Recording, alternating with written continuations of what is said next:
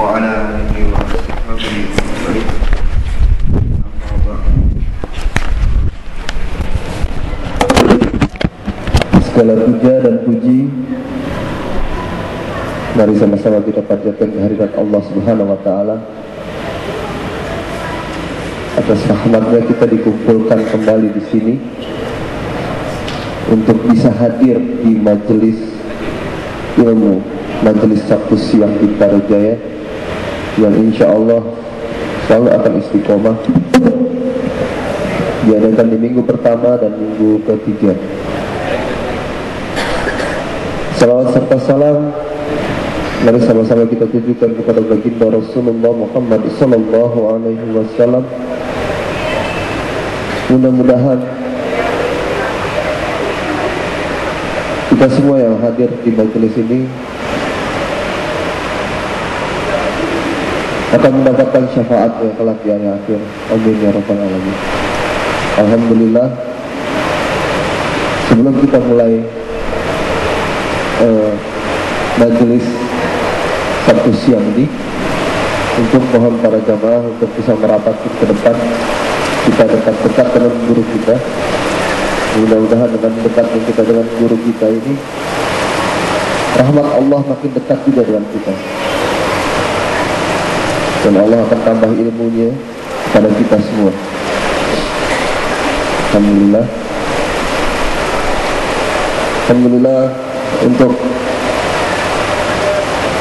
majelis kita minggu ketiga kali ini insya Allah akan diisi oleh Ustaz Syahroni Mardani LC dengan tema Muda Mulia Sukses Dunia Tanpa Melupakan Negeri Akhirat. Alhamdulillah, beliau telah hadir di tengah-tengah kita. Insya Allah kita semua yang hadir di sini akan dimuliakan sama Allah saja dan sukses di dunia dan di akhirat.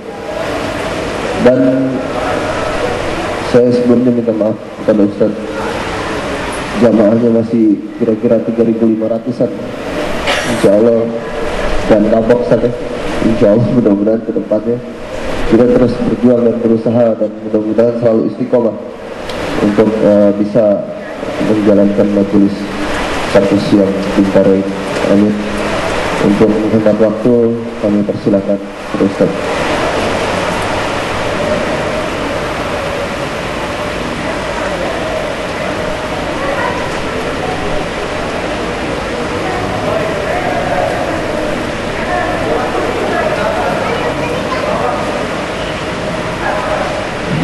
Bismillahirrahmanirrahim. Assalamualaikum warahmatullahi wabarakatuh.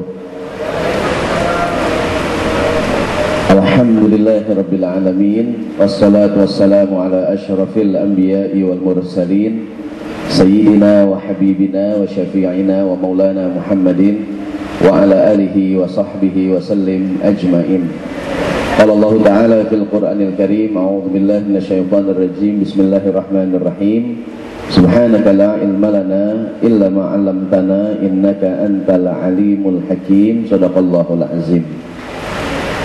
Yang saya hormati dan yang saya muliakan Bapak Ibu sekalian, jamaah rahimakumullah yang hadir pada kajian Sabtu siang yang dirahmati Allah Ta'ala di Masjid Raya Bintaro Jaya. Alhamdulillah, kita baru saja menyaksikan proses Islamnya seorang muslimah ya, diiringi dengan hujan ya. Disunnahkan kita membaca doa kalau hujan. Doanya Bismillahirrahmanirrahim. Allahumma sayyiban nafi'an. Allahumma sayyiban nafi'an. Allahumma sayyiban nafi'an. Rasulullah membaca sebanyak 3 kali. Allahumma ya Allah, sayyiban artinya curahan. Sayyiban curahan hujan, nafi'an yang bermanfaat. Kemudian dalam sebuah riwayat dari sahabat Anas bin Malik, termasuk yang sunnah adalah membasahi sebagian anggota badan kita dengan air hujan saat hujan. Diriwayatkan, kata Anas bin Malik, kami sedang bersama Nabi wa asobanal mator, terus kami kena air hujan. Kemudian Rasulullah menggulung pakaiannya, menggulung bajunya, kemudian Nabi basahin. Anas bertanya, Rasulullah, lima fa'alta hadza? Mengapa engkau berbuat demikian wahai Nabi? Rasulullah bersabda, innahu hadithu ahdin min rabbih. Ini air yang baru turun dari sisi Tuhanmu. Maka sebagian ulama mengatakan termasuk yang sunnah adalah membasahi sebagian anggota tubuh kita pas hujan. Mengapa demikian? Alasannya karena Rasulullah mengerjakan hal yang demikian. Jadi kalau anak kita main hujan-hujanan sunnah juga sebenarnya. Jangan sering-sering. Hari ini atau siang ini judulnya Muda dan Mulia. Mengapa judul ini diambil? Karena begini, kadang-kadang orang suka mentolerir ya. Kalau ada anak muda kemudian mohon maaf dia nggak rajin ibadah, ada anak muda kemudian mungkin nggak taat gitu kan, ya pantas Pak Ustadz, dia kan masih muda gitu. Kadang-kadang jadi pembenaran gitu, jadi pembenaran. Padahal bahwa di usia berapapun kita, wabil khusus di usia muda, kita tetap mudah-mudahan menjadi muslim yang mulia. Bahkan dalam sebuah hadis, sebelum kita lihat fotokopian kita nih, mungkin pernah mendengar hadis Nabi, kalau Rasulullah SAW, la tazulu qadama abdin hatta yus'ala an arba'in. Ntar hari kiamat seorang itu belum bisa berpindah, bergeser sebelum ditanya 4 perkara, begitu kan? An umrihi fima afnah, umur dia buat apaan dihabisin. Setelah Allah menyebutkan umur, Allah menyebutkan secara khusus wa an syababihi fima ablah, masa mudanya buat apaan masa mudanya.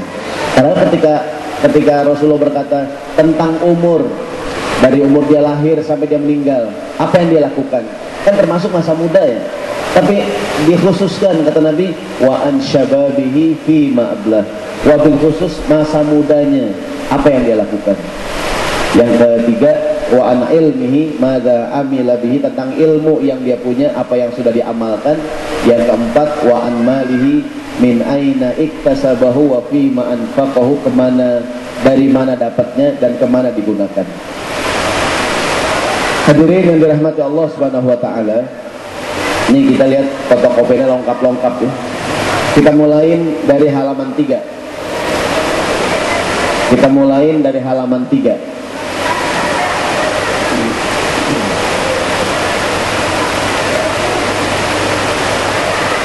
Ya saya lupa ya. Nama saya Syahroni ya. Karena yang nanya bukan Syahrini, bukan ya, Syahroni. Jadi kata ibu saya di perut 11 bulan. Kan orang-orang 9 bulan, kelebihan 2 bulan. Bulan kan bahasa Arabnya syahrun, Syahroni 2 bulan artinya. Jadi kata ibu saya di perut 11 bulan. Tapi setiap saya cerita orang gak ada yang percaya gitu. Orang bahkan bilang itu main itu salah ngitung katanya.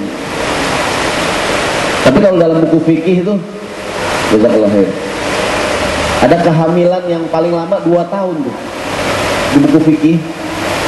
Jadi hamil yang paling cepat 6 bulan, yang paling lama 2 tahun. Jadi kalau ada orang perempuan baru 6 bulan dia lahir, itu normal gitu maksudnya. Kita jangan curiga, celakaan ini, celakaan. Kita kan suka soto ya, suka so tahu kan. Jadi kalau ada orang nikah bulan Januari, Februari, Maret, April, Mei, Juni dia lahir, mungkin saja. Maka di kita ada tradisi, ada budaya nuju bulanin. Masuk bulan ke-7 diselamatin, karena kemungkinan dia akan lahir prematur kan. Jadi usia kehamilan paling cepat 6 bulan. 6 bulan. Sering ditanya tuh Ustaz, mudah-mudahan nggak terjadi. Kalau terjadi perempuan hamil di luar nikah, kan jawabannya ijtihad. Bagaimana solusinya? Nikahin buru-buru. Siapa tahu dari dia nikah sampai dia lahir cukup 6 bulan. Dia hamil nih, nikahin buru-buru. Mulai dia nikah sampai dia lahir cukup, bahkan mungkin lebih dari 6 bulan ya. Maka yang lahir anak bapaknya secara biologis dan anak bapaknya secara hukum. Sebab kalau kurang dari 6 bulan, dia nikah bulan Januari, Februari, Maret lahir, itu anaknya secara biologis, anak bapaknya, namun bukan anaknya secara hukum, karena kurang dari 6 bulan. Maka kalau ada peristiwa seperti ini nih, kan jawabannya ijtihad kan. Kalau ijtihad dicari mana yang lebih mendatangkan kemaslahatan. Semoga nggak terjadi. Nggak ada yang amin nih, amin nih. Di halaman 3 ini hadis sering kita dengar nih mengenai kata Nabi SAW, ada 7 golongan orang ntar hari kiamat diberikan naungan tersendiri. Bismillahirrahmanirrahim. An Abi Hurairah anin Nabi sallallahu alaihi wasallam qala. Saya ceritakan dulu mengapa kita bahas mengenai anak muda. Kata Nabi, sab'atun yuzilluhumullahu fi zillihi yawma la zilla illa zilluhu.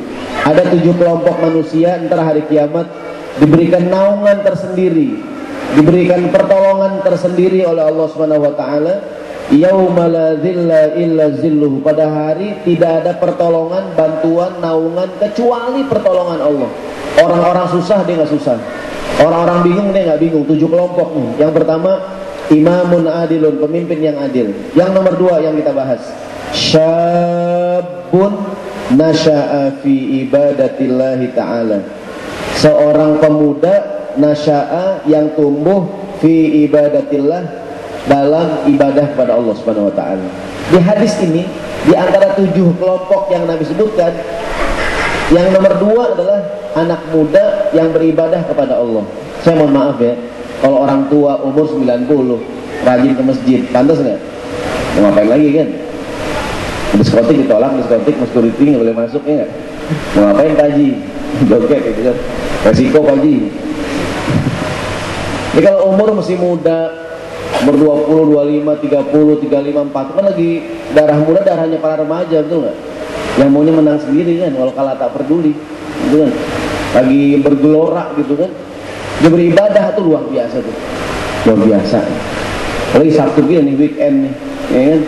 Untuk orang yang jalan-jalan sama keluarga bagus juga, ya kan? Terus juga yang ikut pengajian juga bagus juga, ya luar biasa nih, semangat mengaji. Jadi kalau ada anak muda yang beribadah, ini lain, karena tantangannya lain ya. Karena kadang-kadang tadi saya bilang di awal, orang suka mentolerir kan. Orang suka mentolerir nih kalau ada anak muda yang maaf yang nakal. Pantas Pak Ustadz, dia nakal, dia masih muda gitu. Padahal meskipun dia masih muda, dia beribadah itu luar biasa dan mendapatkan perlakuan tersendiri, balasan tersendiri dari Allah Subhanahu wa taala. Anak muda yang tumbuh beribadah kepada Allah. Dan sekarang alhamdulillah nih di Jakarta, di kota-kota besar khususnya ya, bukan cuma di Jakarta, sekarang muncul kelas baru di masyarakat kita, kelas menengah masyarakat kita. Secara pendidikannya bagus, secara ekonomi juga baik, secara agama juga bagus juga. Buktinya sekarang banyak mal-mal di Jakarta, fasilitas ibadahnya bagus. Ini kalau di saya tahu daerah selatan ada Gandaria City, ada Kota Kasablanka, ada mall di daerah Kuningan tuh, mall-mall yang besar-besar yang baru-baru. Umumnya masjidnya bagus-bagus. Karena sekarang muncul kelas baru di masyarakat, dia mau jalan-jalan juga, tapi mau sembahyang juga begitu. Di rest area sekarang nih kan, rest area yang masjidnya bagus, rame nggak tuh? Rame. Bahkan sekarang orang pilihan pertama apa tuh? Sholat atau masjidnya dulu ya? Orang nggak nyari pom bensinnya dulu ya, orang nggak nyari tempat makan. Yang dicari apa nih? Kalau masjidnya bagus, pasti orang berhenti. Ini maksud saya sekarang tren baru, ada kelas baru ya. Itu kelas masyarakat yang secara pendidikan dia baik, alhamdulillah, ekonomi juga baik, tapi juga memiliki semangat beragama yang baik. Dulu sekolah Islam mungkin cuma Al-Azhar kan, sekarang bermunculan sekolah-sekolah Islam yang mohon maaf secara biaya juga tinggi kan, tapi luar biasa ngantri itu. Tapi yang daftar juga, artinya kesadaran baru di masyarakat kita, terutama anak-anak muda ya. Pemuda muslim dan semangat mengamalkan ajaran agamanya. Tadi saya baca Ibu Yunita mengapa dia Islam, saya baca di form tuh, mengapa alasan Islam. Saya baca nomor 1, terbiasa hidup di lingkungan muslim. Mungkin dia terbiasa di kantornya, di tempat kerjanya, di gitu kan. Artinya ada sebagian teman-teman yang muslim mengaplikasikan ajaran Islam sehingga memberikan pengaruh. Dalam sebuah hadis kata Nabi, la ayyahdiyallahu bika rajulan wahidan khairul laka min humurin na'am. Engkau memberikan hidayah kepada satu orang saja lebih baik daripada onta merah yang paling mahal. Ada doa tuh, Allahumma ja'alna Allahumma hdina wahdi bina waj'alna sababan liman ihtada. Ya Allah, hidayahilah aku, berilah aku hidayah, dan jadikanlah aku menjadi penyebab hidayah buat orang lain. Yang ngasih hidayah siapa? Allah ya. Cuman kita yang gara-gara kita gitu. Ya teman kita ajak ini segala macam gitu kan, menjadi penyebab hidayah. Baik, di hadis ini jadi di halaman 3 yang nomor 2 tadi itu di antara golongan yang dinaungin anak muda yang ibadah. Yang nomor 3, wa rajulun qalbuhu mu'allaqun fil masajid. Seorang yang hati terpaut di masjid. Yang keempat, rajulani tahabba fillahi ijtama alaihi wa tafarraqa alaihi. Dua orang yang saling mencintai, bertemu dan berpisah karena Allah Subhanahu wa taala. Yang kelima yang kita bahas nih, terkait dengan muda dan mulia. Wa rajulun, seorang anak muda, laki-laki, da'athu imra'atun, digoda oleh seorang perempuan, dzata mansibin wa jamalin. Ini perempuan punya kedudukan dan kecantikan. Faqala, dan anak laki ini nih, pemuda ini berkata, inni akhafullah, aku takut kepada Allah. Ini nomor 5 ini kata Nabi yang termasuk mendapatkan naungan tersendiri. Seorang pemuda yang digoda oleh seorang perempuan, bukan sembarangan perempuan, cakep lagi yang godain. Kalau yang godain bencong sekali ya nolak, ini cakep yang godain, gitu kan. Saya pernah subuh-subuh tuh ngisi pengajian di Sunda Kelapa di Menteng, isi kajian Sabtu subuh. Saya tinggal di Mampang. Kan kalau Sabtu subuh tuh sekitar Sunda Kelapa di portal tuh kan. Sini tuh portal kan banyak bencong ya. Saya belum berbiji belum, ini kan masih mobil kan. Mau kemana Pak?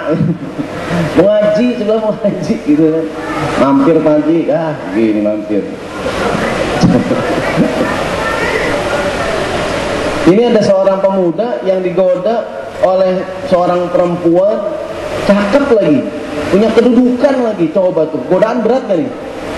Kita kadang suka mentolerir, Pak Ustadz, wajar aja dia tergoda, yang godain cakep banget, gitu, masih muda lagi, gitu ya. Tapi kata Nabi, kalau ada anak muda, dia laki-laki, digoda wanita cantik, dan dia berkata menolak, perhatikan alasannya. Alasannya, aku takut kepada Allah Subhanahu Wa Taala. Mudah-mudahan kita nih orang laki, manakala kita mendapatkan godaan dan kita menolak, alasannya karena takut kepada Allah. Saya mohon maaf, karena kalau cuma takut sama istrinya, mohon maaf ya, istrinya bisa dibohongin. Betul nggak tuh? Anggut-anggutnya kayak gini. Kalau takutnya sama ya, semoga kita takutnya kepada Allah Subhanahu Wa Taala. Kayak Nabi Yusuf alaihissalam kan, Nabi Yusuf digoda oleh, ada sebuah hadis Nabi, al ibadatu fil haraji kahijratin ilayya. Beribadah di saat-saat sempit bagaikan hijrah kepadaku. Ini kan kondisinya sempit nih, dia masih muda, digoda lagi. Yang menggoda cantik, rupawan, kaya, berat gak nih? Berat. Mungkin mohon maaf nih, kita kalau berada dalam kondisi yang begini ya, mungkin belum tentu nolak kali ya. Maksudnya bukan menolak, berat ya, berat. Dan kita berkata, aku takut kepada Allah Subhanahu Wa Taala. Ini mudah-mudahan para yang udah nikah, alhamdulillah punya istri kan. Yang belum nikah, mudah-mudahan cepat dapat istri. Amin ya. Dan para istri di rumah, ada hadis Nabi tuh. Begini kata Nabi, kata para laki-laki, Rasulullah bersabda, Idza ra'aitum imra'atan, jika seorang laki-laki ngelihat perempuan, kemudian ada perasaan dalam hatinya, senang gitu kan, apa yang Nabi suruh tuh? Apa yang Nabi suruh? Falyati ahlahu, temuilah istrinya. Fa inna dzalika yaruddu ma fi nafsihi, yang demikian bisa meredam gejolak dalam hatinya. Jadi laki-laki ini ada godaan perempuan gitu kan, apa yang Nabi suruh? Pulang ke rumah, temuin istrinya. Ustaz, kerja di Sudirman, rumah di Bekasi. Pulang ke rumah Agrek. Ya paling nggak pandangin fotonya dah. Jadi kata Nabi adalah gini, bahkan dalam fikih Islam, mohon maaf ya, berhubungan seksual yang sehat 4 hari sekali. Dalam buku Tuhfatul Arus tuh. Kenapa 4 hari sekali? Mohon maaf ya Bu ya, dengan asumsi dia punya istri 4. Ketemu yang pertama setelah 4 hari gitu. Minimal yang istri 1 seminggu sekali dah. Maksimal berapa maksimal? Paling lama 6 bulan sekali. Maka dalam psikotaklik kalau orang nikah itu kan, seandainya saya meninggalkan istri saya selama 6 bulan berturut-turut dan istri saya tidak ridho dan mengadukan ke pengadilan agama dan pengaduan diterima, maka jatuhlah talak 1 dari saya, gitu ya. Jadi seorang suami tidak berhubungan badan selama 6 bulan bisa menyebabkan dia jatuh talak 1 istrinya. Saking, mohon maaf, dalam Islam, jadi hubungan badan itu bukan cuma sekedar kebutuhan seksual ya, tapi dia menjadi penjaga tuh, menjadi penjaga. Jadi kata Nabi, jika seorang laki-laki melihat perempuan yang dia sukainya, maka temuilah istrinya. Yang demikian bisa meredam gejolak yang dalam hatinya. Kayak begini nih, ini contoh doang. Kita mau ada pesta nih, atau anak kita nih mau kita ajak jalan-jalan. Kan supaya nggak jajan mulu kata bapaknya, dan di rumah makan makan. Kalau di rumahnya makan, di tempat jajanan, dia jajan banyak nggak? Enggak. Apa sebabnya? Enggaknya. Maka kalau kehidupan seksual di rumah itu sehat, gitu kan, maka itu tuh bisa meredam gejolak. Maka kata Nabi, ada melihat yang dia sukai, pulang buru-buru temuin istrinya. Lihat yang cakep nih, pulang ke rumah. Pas ngeliat istrinya di rumah, dikerokan pakai bal pirik, langsung lemas dah, nggak jadi ya. Ngapain pulang mas? Enggak, mau ambil handphone. Maka para istri di rumahnya, boleh nggak perempuan pakai minyak wangi? Boleh. Boleh nggak perempuan berdandan? Boleh. Mobil khusus buat suaminya kan, dandan yang cakep buat suaminya. Sering ada para ustadz, para kiai ceramah tuh, jangan kalau mau kondangan wangi, mau kondangan berdua nih, wangi banget istrinya. Suaminya ini selama di mobil nih, atau naik motor, pulang kondangan mantep ini, pulang kondangan mantep gitu kan. Pas pulang kondangan, suaminya lagi parkir mobil, istri turun duluan, udah ganti seragam, gitu ya, itu daster lagi, niti, lemes dah, utangnya udah putus kan, lemes sudah deh. Jadi benar-benar para istri, bahkan ada hadis Nabi itu, amarana Rasulullah, kata Ibnu Mas'ud, Nabi nyuruh kami bil ithmidil murawwahi indan naum. Nabi nyuruh kami untuk pakai minyak wangi kalau mau tidur. Terdapat dalam kitab Al-Adabul Mufrad Imam Bukhari. Jadi kalau mau tidur, sunahnya ngapain? Kayak minyak wangi. Coba dari suami mau tidur, istri wangi, senang nggak? Suami juga sama, jangan curang. Wailun lil mutaffifin, silakalah orang yang curang. Alladzina idza talu 'alan nasi yastawfun. Kalau giliran dia nimbang buat orang, maunya dikurangin. Kalau dia mau beli, maunya penuh. Wa idza kaluhum aw wazanuhum yukhsirun. Giliran dia jual sama orang, timbangannya kurang. Ini berlaku bukan hanya masalah bisnis, termasuk masalah hubungan sosial. Kita suami maunya istrinya rapi, gitu kan. Sama istrinya berdandan, suaminya juga berdandan. Ada syarah dari Syekh Utsaimin tuh mengenai ayat ini, bahwa bukan hanya berlaku dalam masalah bisnis, dalam masalah juga masalah sosial. Jadi kata Ibnu Mas'ud, Nabi nyuruh kami pakai minyak wangi kalau mau tidur. Ada tuh suaminya mau tidur, istrinya pakai apaan tuh?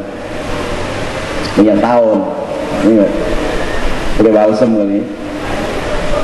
Pakai press care yang panas banget tuh, tau nggak press care? Panas banget ya. Dan suami istri romantis gue, dicium dikit sini, melepuh, panas banget, habis lumpuh, panasan.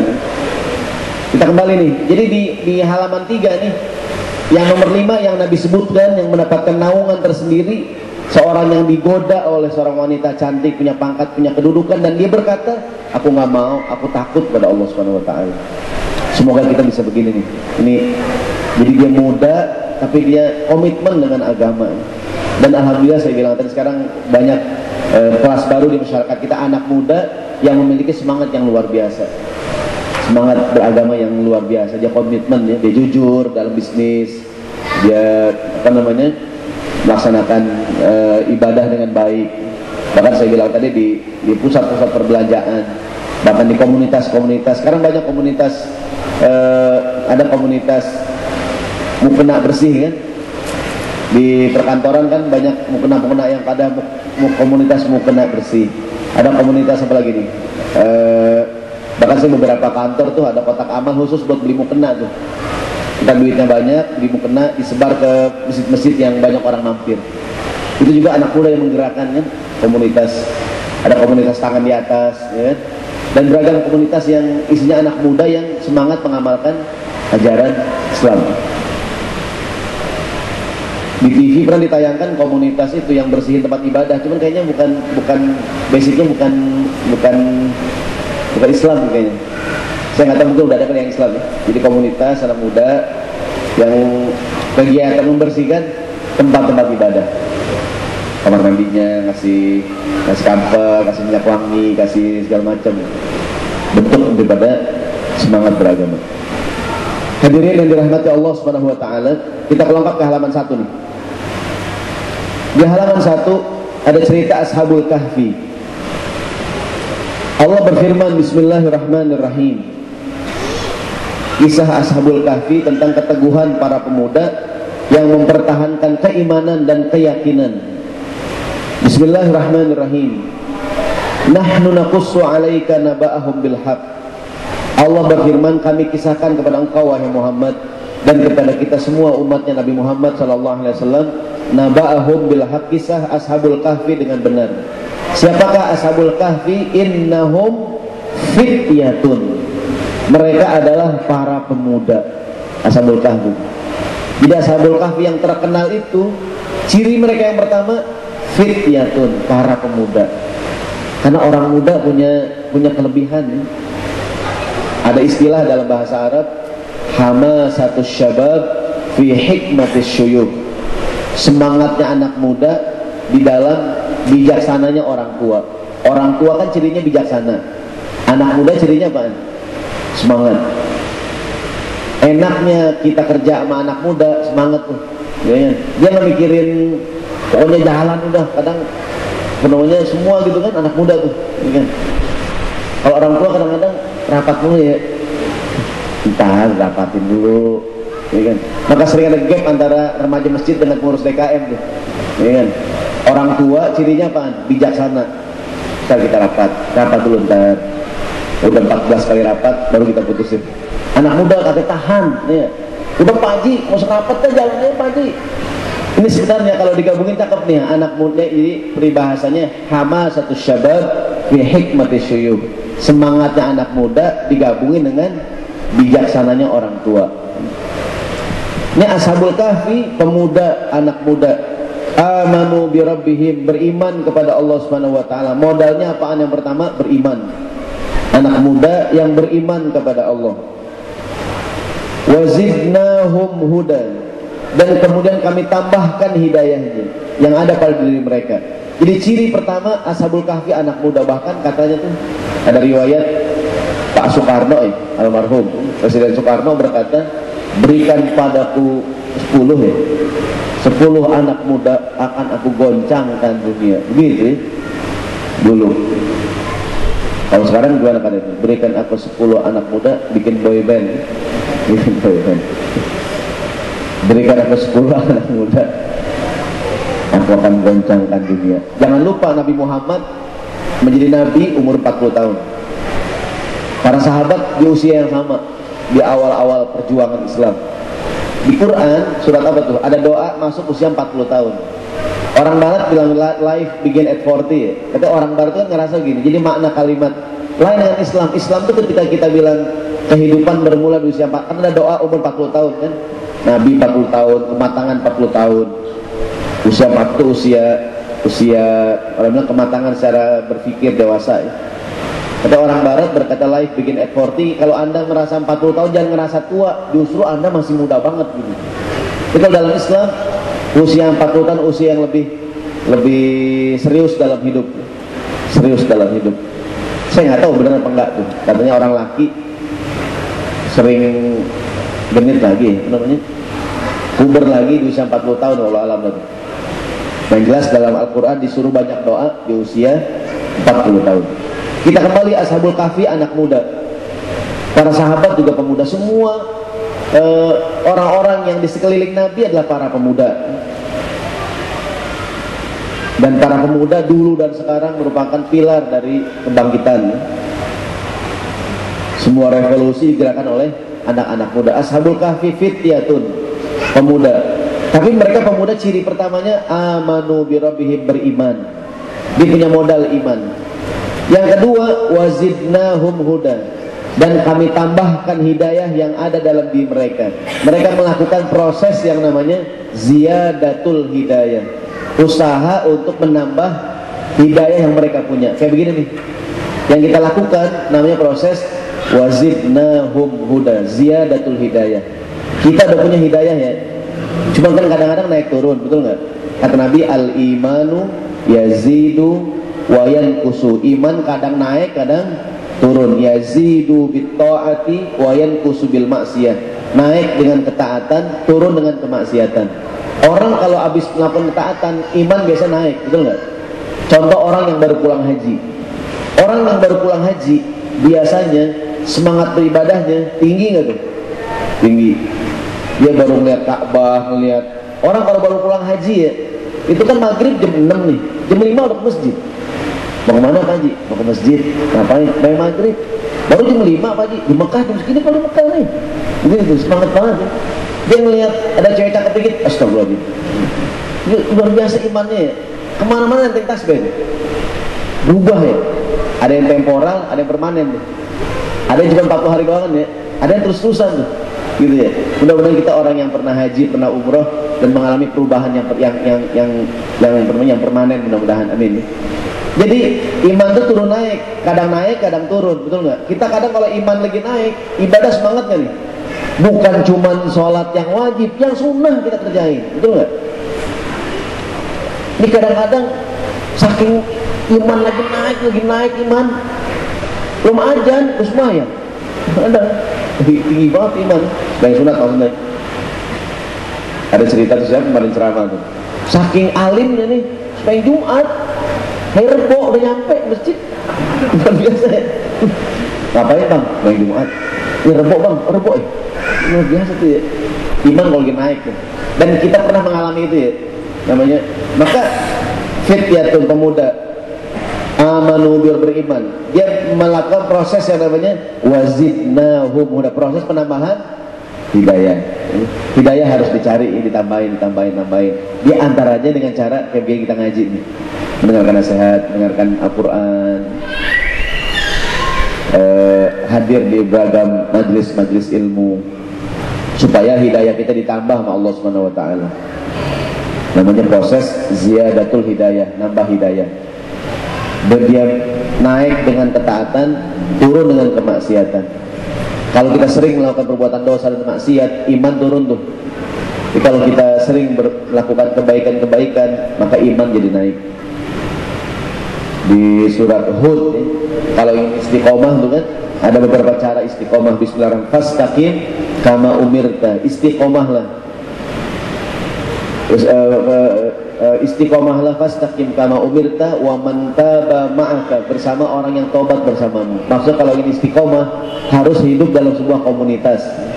Ada sebuah hadis Nabi, asyaitonu ma'al wahid. Setan senang bersama orang yang suka sendirian. Wa ma'al itsnaini ab'ad, dengan orang yang berdua bertiga setan jauhan dikit. Maka sunnahnya kalau bepergian jangan sendiri, berdua. Yang paling afdal berempat. Bisa dibaca di buku Riyadhus Shalihin. Jadi kata Umar, yang paling afdal berempat. Pergi keluar kota sendirian, mudah-mudahan berat gak nih? Berat. Tapi kalau berdua ada teman, mendingan dikit. Kecuali kalau temannya brengsek juga begitu. Kita kalau buta, jangan nyari teman yang buta juga, karena yang bisa ngelihat. Kita buta, teman kita buta juga, nyusruk lah. Enggak. Ini buta dalam artian nggak bisa ngelihat yang benar gitu kan. Jadi kalau kita nih, mohon maaf ya, kita begini dah, kita tahu diri kita masing-masing kan. Cari pasangan yang kira-kira bisa ngingetin kita gitu tuh. Jadi kalau kita lupa, dia bisa mengingatkan. Jadi kalau ingin istiqomah, yang pertama hidup berjamaah dalam sebuah komunitas, rame-rame. Sholat sendiri 1, sholat berjamaah 27. Makan tuh sunnahnya bersama-sama. Makan secara berjamaah. Kalau makan rame-rame enak gak tuh? Enak ya? Meskipun cuma nama boleh doang, sama sate merendang, mau opor ya, itu semangat ya. Tapi kalau sendirian sama kecap doang kayaknya nggak semangat gitu ya. Enak kalau rame-rame itu. Sembahyang, makan, ngapain aja tuh bepergian. Jadi setan senang bersama orang yang suka sendiri. Disunahkan kalau ke kamar mandi kan sendirian. Baca doa, Allahumma inni a'udzubika minal khubusi wal khaba'is. Banyak setan di kamar mandi. Sunnahnya jangan lama-lama. Ini kamar mandi, SMS-an, BBM-an, update status, gitu kan segala macam, nyanyi 2 lagu. Kelamaan ya, kelamaan. Jangan lama-lama di kamar mandi. Di tempat-tempat yang kita sendirian suruh baca doa, Allahumma inni a'udzubika minal khubusi wal khaba'is. Untuk istiqomah caranya lagi, wala tatghaw, jangan berlebihan. Yang berlebihan biasanya bikin gak awet, betul nggak? Tapi yang biasa-biasa aja biasanya, teman kita yang meledak-ledak tuh nggak awet biasanya. Orang kalau lagi semangat ya, gitu kan, kita boleh tahan, semangat boleh, berlebihan jangan. Yang berlebihan biasanya nggak bertahan lama. Kayak mohon maaf, cinta yang terlalu menggebu-gebu gitu kan, dikit-dikit I love you, gitu segala macam, nggak awet, biasa-biasa aja. Ada ungkapan Umar bin Khattab tuh, kalau cinta jangan nyusahin, jangan berlebihan. La takun hubbuka kalafan. Kalau cinta jangan kalaf, kalau bahasa kita ya. Takalluf artinya berlebihan. La yukallifullahu nafsan illa usaha. La yakun hubbuka kalaf. Kalau cinta jangan nyusahin. Setiap suaminya kerja, pulang kerja kita beliin oleh-oleh mulu. Malam pertama beliin somai, besoknya beliin bakso, besok beliin apa lagi nih? Martabak telur. Malam keempat, mas, kok nggak bawa apa-apaan mas? Kok nggak cinta pada aku ya mas? Duitku habis deh. Waktu malam belanja. Kok berubah sekarang mas? Bodo amat katanya. Pokoknya cinta jangan nyusahin ya, nyusahin berat ya. Kayak anak kita kan ya, beli mainannya kita beliin, beli mainan lagi ya kita beliin. Sayang sama anak ya, tapi terus kita beliin lama-lama. Nak nggak beli nak, ayah nggak sayang padaku ya? Sayang nak, cuma juga habis. Memang kamu kira kalau cinta beli mainan mulu, ini nggak habis. Jangan berlebihan. Apa saja kalau berlebihan biasanya nggak awet. Kembali ke Ashabul Kahfi, dia pemuda beriman kepada Allah dan dia melakukan proses yang namanya ziyadatul hidayah, proses penambahan hidayah. Kita ngaji seminggu sekali. Ini penting nih. Jadi handphone kita pakai gitu kan. Tapi handphone sekarang nih, smartphone yang boros baterai kan. Tiap hari kita cas tuh. Ya kan? Kalau handphone zaman dulu kan 3 hari sekali ya. Gitu kan? Itu kalau kendor kita apain tuh? Kita cas. Dia baterainya tinggi lagi. Sama iman juga begitu tuh. Kita hadir di majelis ilmu, majelis taklim, mendengarkan Al-Quran, masjid, itu namanya ngecas. Orang pergi haji, itu diantara hikmah ibadah haji, syahnah ruhiyah wa atifiyah, itu mencas ruhani itu. Maka saya bilang tadi, orang kalau pulang haji, iman tinggi nggak tuh? Luar biasa pulang haji itu, ya kan? Bahkan tidak sedikit orang yang hijrah setelah pulang haji, dia berubah total. Pulang haji, dia mengalami revolusi namanya keimanan spiritual, dan lain-lain. Apalagi yang kalau pas pergi haji menemukan, mohon maaf, menurut dia keanehan ya. Kan ada kadang-kadang pengalaman spiritual ketika haji. Saya Pak Ustadz lagi di Mekah Pak Ustadz, saya keder Pak Ustadz, nyari pemondokan, hotel nggak ketemu. Pas lagi keder ada bapak-bapak badannya gede nganterin saya pulang ke hotel, ketemu Pak Ustadz. Begitu sampai saya bilang terima kasih, pas saya belok udah nggak ada orangnya Pak Ustadz, hanya malaikat Pak Ustadz. Padahal petugas haji kan dia repotnya habis nganterin kita, kan dia mau ada yang lagi yang dianterin, kayaknya malaikat pasti petugas haji kan, emang kan haji dikit-dikit ya baju putih, atau mungkin juga malaikat kali, walau alam ya. Intinya orang tuh kalau mengalami pengalaman spiritual dia akan luar. Maka pentingnya kita melakukan proses yang namanya ziyadatul hidayah, proses penambahan hidayah. Ini Ashabul Kahfi amanu bi rabbihim wa zidnahum huda. Yang keempat, warabatna ala qulubihim. Ashabul Kahfi, dan kami ikat hati-hati mereka, persatuan. Dia memiliki komunitas tuh, berjamaah, saya bilang tadi itu. Dia jadi hati-hati mereka, kalau bahasa ukhuwah, dia punya modal persatuan. Jadi Ashabul Kahfi bukan orang yang sendirian, saya bilang tadi tuh. Dia bergabung dalam sebuah komunitas, hidup berjamaah. Saya ulangi sekali lagi, kalau suka sendirian, setan lebih dekat sama kita. Saya mohon maaf ya, bukankah kebanyakan dosa dan maksiat kita lakukan saat kita sedang sendirian? Betul nggak? Kita baca majalah nih, baca majalah, rame-rame sama temen, ada gambar artis, mohon maaf, gambar seronok banget gitu. Kita lihat, apa kita lewatin tuh? Apalagi temen kita alim nih kita lewatin ya? Lewatin ya tuh? Lewatin ya? Oh, ada gambar ini nih, gambar pakai baju ketat banget deh. Kita lewatin ya? Lewatin. Cuman tangan nandain tuh tangan. Iya. Tangan nandain tuh. Iya. Pas teman kita bubar, kita sendirian. Tadi mana tadi ya? Gitu tuh. Jadi jauh banget tuh. Jadi kebanyakan dosa kita kerjain saat kita sedang sendirian. Begini kuncinya. Kalau kita ingin mengetahui siapa kita, kita adalah manakala kita sedang sendirian. Kalau pengen tahu siapa kita adalah manakala saat kita sedang sendirian, di rumah sendirian. Apa yang kita kerjain, itulah kita. Jadi sebenarnya kita tahu kita ini di surga apa di neraka. Kita tahu karena kita mengenal diri kita sendiri. Standarnya apaan? Kalau kita sedang sendirian, apa yang kita lakukan, itulah kita. Maka sholat sunnah yang paling afdol apa? Sholat tahajud, qiyamul lail. Kita sholat, orang pada ngapain? Tidur. Artinya kita mau gaya apa? Orang gak ada yang lihat? Kita gaya nih, Allahu Akbar. Gak ada yang lihat. Siapa yang lihat? Gak ada yang lihat. Kamu sama lo mau gaya apa siapa gitu ya? Allahu Akbar. Gak ada orang apa gitu. Melihat. Kenapa sholat tahajud menjadi sholat sunnah yang paling afdol? Karena tentu sholat yang lain juga punya keutamaan kan. Jadi ada hadis Nabi itu, Nabi bilang para sahabat, kata Nabi, la u'allimannakum aqwaman min ummati, aku beritahukan kepadamu satu kelompok umatku, ya'tuna yaumal qiyamati bihasanati amthali jibali tahamatin baydo. Ntar hari kiamat dia membawa pahala yang sangat banyak. Mungkin dia rajin ibadah segala macam, tapi tiba-tiba faja'alahu Allahu haba'an manthura, tiba-tiba menjadi musnah, hilang tuh amal perbuatannya, pahalanya. Sahabat tanya, ya Rasulullah, sifhum lana, sifati mereka Nabi. Siapa mereka Nabi? Julluhum lana, jelaskan kepada kami, hatta la nakuna mithlahum, agar kami tidak seperti mereka. Nabi jelaskan, innahum ikhwanukum, mereka teman kalian juga.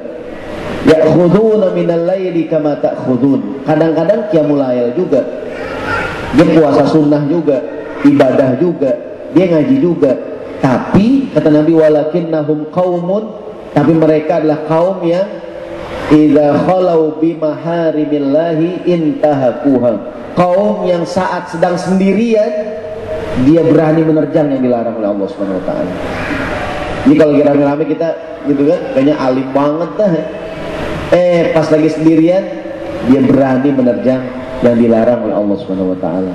Ini kata Nabi, orang yang per hari kiamat datang dengan pahala yang sangat banyak, ternyata tiba-tiba menjadi musnah, hilang. Maka saya ulangi sekali lagi, kalau kita ingin mengetahui siapa kita adalah manakala kita sedang sendirian. Apa yang kita kerjain saat sendirian, itulah kita ya. Mungkin waktu lagi rame-rame bukan tuh, cuman casingnya doang kan ya. Tapi yang kayak handphone kan, kadang mesinnya rusak, tapi ganti casingnya baru ya. Yang cakep cuma casingnya doang kan. Kalau masuk surga casingnya doang tuh. Tapi ada orang Islam KTP, sekarang udah gak ada Islam KTP kan, adanya Islam IKTP ya. Kita masuk surga KTP-nya katanya. Itu pun kalau ada kolom agamanya diisi tuh. Kalau kolom agamanya kosong, gak masuk juga tuh. Hadirin yang dirahmati Allah Subhanahu wa taala, jadi kita kembali. Ini Ashabul Kahfi, anak muda beriman pada Allah. Ini kita semoga jadi seperti Ashabul Kahfi kan. Kita anak muda, kita beriman, amin, mudah-mudahan kita berusaha menambahkan hidayah. Warabatna ala qulubihim, dan kami ikat hati-hati mereka itu terus punya kesatuan. Jadi modal persatuan, modal ukhuwah, harus bersatu. Dan dengan modal yang mereka miliki, barulah mereka idh qamu faqalu rabbuna rabbus samawati wal ardi. Kemudian mereka bangkit, berdiri dan berkata, Tuhan kami adalah Tuhan langit dan Tuhan bumi. Lan nad'u min dunihi ilahan, dan kami tidak menyeru siapapun selain Allah Subhanahu wa taala. Laqad qulna idzan syatata, sesungguhnya kami kalau demikian telah mengucapkan perkataan yang amat jauh dari kebenaran. Ini kisah Ashabul Kahfi. Semoga kita terinspirasi dengan kisah Ashabul Kahfi ini, bahwa tapi saya bersyukur tadi alhamdulillah ya, sekarang ini di kantor-kantor hampir semua sekarang pengajian luar biasa ya. Sekarang semarak pengajian luar biasa, baik yang sesat maupun yang benar ya. Karena yang sesat banyak juga begitu. Ini kan di kantor-kantor pengajian. Dulu kalau serikat pekerja kan orang tanya, kalau SP itu orang kiri lah ya, sosialis itu kan. Sekarang serikat pekerja juga kegiatan apa nih? Pengajian. Sekarang semua kantor-kantor, ya kan di Jakarta ada forum silaturahim Masjid Perkantoran Jakarta, ada forum silaturahim Masjid Perhotelan Jakarta. Bahkan sekarang yang lagi ngetren ini pengajian di mall-mall. Sekarang di mall-mall, di pusat perbelanjaan ramai juga pengajian-pengajian. Saya juga mengajar di Al-Latif di Pasaraya tuh. Baik pengajian hari Selasa, hari Rabu duha tuh kan, atau hari Jumat sore tuh ramai. Dan tadi saya bilang kelas-kelas anak muda gitu kan, pengajian pulang kantor di Al-Azhar, ada dialog lepas Isya hari Jumat malam Sabtu kan di Sunda Kelapa juga. Atau saya bilang kalau di mal-mal tadi kan banyak tuh ada pengajian-pengajian. Kalau di tempat tuh di kota Kasablanka ya, itu di masjid itu kan juga banyak juga kegiatan dan ramai kalau pengajian tuh. Ini mudah-mudahan fenomena baru di masyarakat kita kan. Ustadz bukannya yang maksiat makin ramai Pak Ustadz, emang benar sih ya, yang maksiat makin ramai, tapi yang kembali kepada Islam juga semakin ramai. Yang pakai jilbab semakin banyak. Saya baca di koran tuh, setelah film ayat-ayat cinta, itu penjualan busana muslimah di pasar Abang Blok A meningkat 30%. Bahkan dulu ibu-ibu kan kondangan banyak yang pakai sanggul ya, sekarang udah jarang ya. Meskipun sehari-hari dia nggak pakai kerudungan, nggak pakai jilbab, nggak pakai hijab, kalau kondangan pakai apaan? Pakai hijabnya tren baru di masyarakat ini. Bahkan tahun 2020 Indonesia menjadi kiblat busana muslim internasional kan. Sekarang bahkan busana muslimah dijual di butik-butik ya, harganya mahal-mahal banget tuh. Dengan kualitas yang bagus, maksudnya kan tren kan. Dulu siapa yang pakai baju muslimah dulu? Mak-mak ya. Sekarang luar biasa ya. Bahkan desainer-desainer yang kondang di Indonesia melirik ini nih, melirik tren ini kan. Sekarang mereka juga dengan kualitas yang baik membuat busana muslimah ya, busana muslim dan muslimah. Ini sekali lagi perkembangan yang luar biasa. Contoh lain, ekonomi Islam booming di Indonesia. Bank syariah, asuransi syariah, pun semua yang film, sastra ya, pameran buku dah. Pameran buku apapun namanya, mau Jakarta Book Fair, apalagi Islamic Book Fair, pasti laku buku-buku Islam. Meskipun pameran buku nggak ada label Islamnya gitu, Jakarta Book Fair atau pameran buku apapun, pasti yang laris buku Islam. Ini tren. Itu film ayat-ayat cinta tuh, artinya termasuk paling besar penontonnya. Ini itu film horor kalah kata itu. Apa namanya itu, jelangkung ya. Suster ngesot, suster segala macam gitu ya. Itu kalah semua tuh gitu ya. Maksudnya tren bahwa kalau apa namanya ini perkembangan baru di masyarakat kita nih. Perkembangan bahwa alhamdulillah sekarang apa namanya semangat kembali kepada yang haji berapa tahun waiting list? 10 tahun. Dan tidak sedikit sekarang yang haji umroh anak-anak muda. Dulu kan orang pergi haji, mohon maaf sekalian, yang mudahan dikuburin di Mekah dan begitu tuh.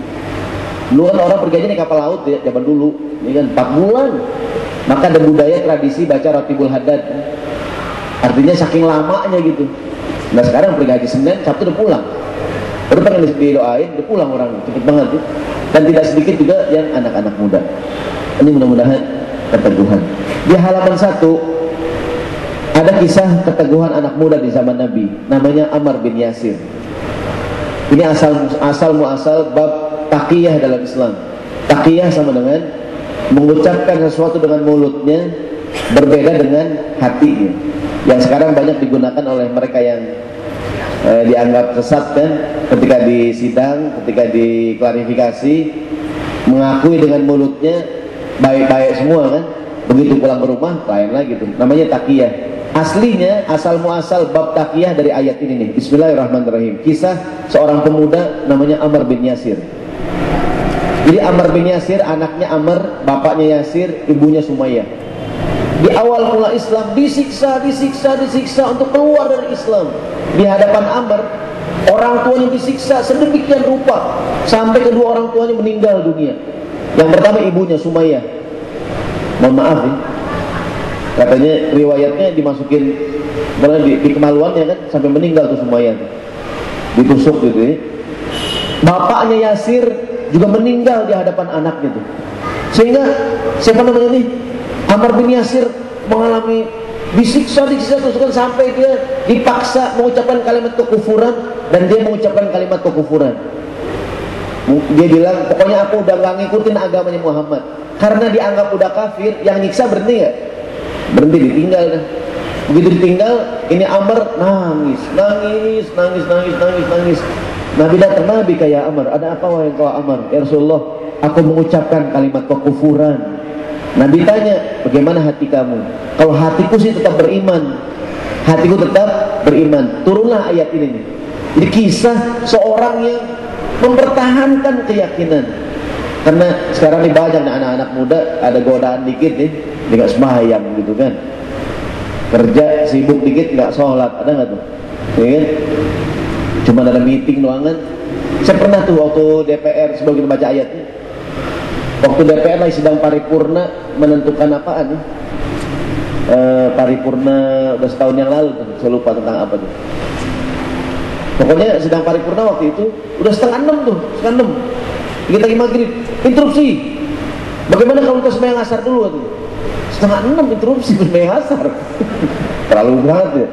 Kecuali harus kalau seandainya kata pimpinan sidang interupsi ditolak, kan mau sembahyang kapan ya? Udah setengah 6. Kan di live kan, ditayangkan TV kan. Saya ingat banget tuh, ya kan? Interupsi Pak Pimpinan. Gimana kalau kita break dulu sholat asar? Udah setengah 6. Maksudnya, ya Allah ya Rabbi, orang pengen sembahyang ya, luar biasa tuh sidang paripurna. Jadi artinya ini Ammar bin Yasir sampai dia mengucapkan kalimat kekufur saking dia nggak tahannya tuh. Ini turunlah ayat ini. Bismillahirrahmanirrahim, halaman 1.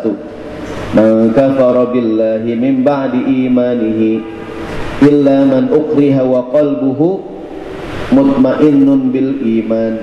Siapa orang yang kafir setelah beriman, man kafara billah, kafir kepada Allah setelah dia beriman, dia dosanya gede banget tuh. Illa, kecuali orang yang dipaksa keluar dari Islam, wa qalbuhu mutmainnun bil iman, tapi hatinya tetap beriman, dia nggak apa-apa maksudnya, nggak dosa. Walakin man syaraha bil kufri sadran fa alaihim ghadabun minallahi wa lahum adzabun azim. Tetapi yang dapat hukuman orang yang terang-terangan keluar dari Islam.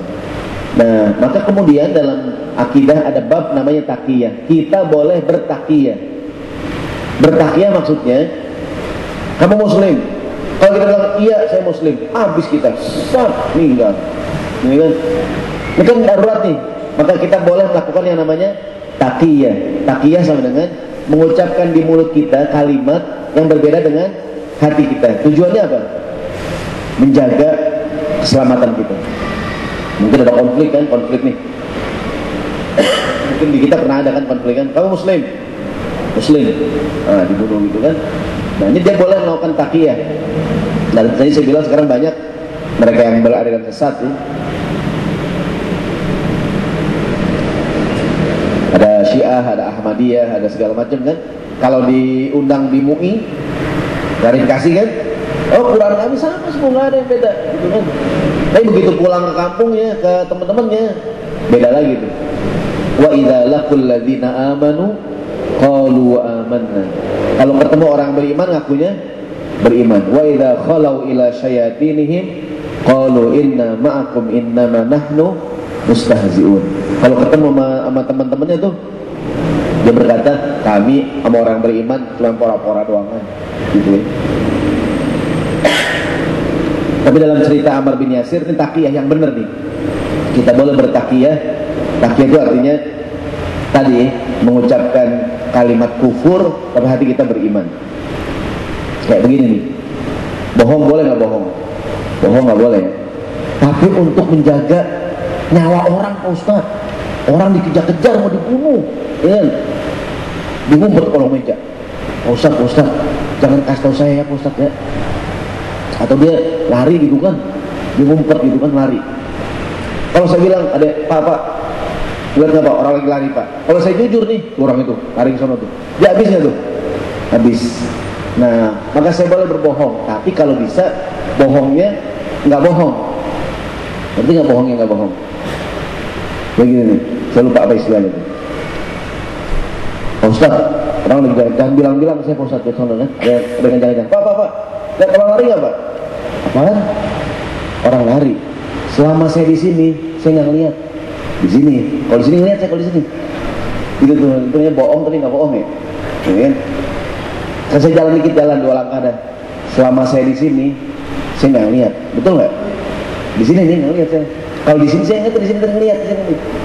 Tapi tujuannya apa tuh? Jadi pertama kita boleh bohong untuk menjaga keselamatan dan nyawa orang. Tapi kalau bisa juga bohong yang nggak bohong gitu. Ini jangan jadi alasan nih. Ada ayah nggak? Ya, bilang ayah nggak ada, bapaknya keluar, ya keluar rumah. Kadang-kadang bapak nggak ada, benar juga dia, kan bohong banget itu. Enggak, kadang-kadang ini udah kondisi darurat nih, apa istilahnya itu? Dia bohong tapi nggak bohong, apa istilahnya? Kayak Nabi Ibrahim kan? Wahai Ibrahim, siapa menghancurkan patung-patung ini nih? Kata Ibrahim, inna fa'alahu kabiruhum hadza. Yang mengerjakan orang yang paling gede di sini, yang mengerjakan yang paling besar di sini kan? Kan tuh kampak digantungin di leher patung yang paling gede kan? Kan yang gede nggak dihancurin. Orang menyangka Ibrahim menuduh siapa nih? Patung ya? Padahal kata Ibrahim yang paling besar di sini siapa? Ibrahim. Orang yang mukmin dia besar dengan imannya gitu dan tafsirnya. Maksudnya siapa pelakunya nih? Yang melakukan orang yang paling besar di sini. Itu dalam ada yang menafsirkan maksudnya Ibrahim yang aku maksudnya. Karena orang mukmin besar dengan imannya gitu. Dia bilang bohong tapi nggak bohong, jangan bohong ya. Walaupun dalam hadis tuh ada nggak bohong yang boleh? 3 perkara bohong yang boleh. Di Kedai Solihin kan? 3 bohong yang boleh. Pertama, bohong dalam pertempuran. Kita ketangkap di tawanan musuh nih, dia nanya, itu interogasi, di mana pasukan kamu? Padahal di utara, saya bilang di barat Pak. Bohong nggak tuh? Bohong. Kalau jujur, habis pasukan saya. Ya. Yang kedua, bohong untuk mendamaikan orang, boleh nggak? Boleh. Lagi ribut berdua nih, kita mendamaikan, si ini minta maaf, dia nggak sengaja kemarin, ya kan? Dia nggak sengaja gini kan? Ini dia nitipin saya nih, suruh beli jeruk 2 kilo, suruh kasih kalian, terus saya beli tuh. Sudah damai, bagus nggak tuh? Bagus.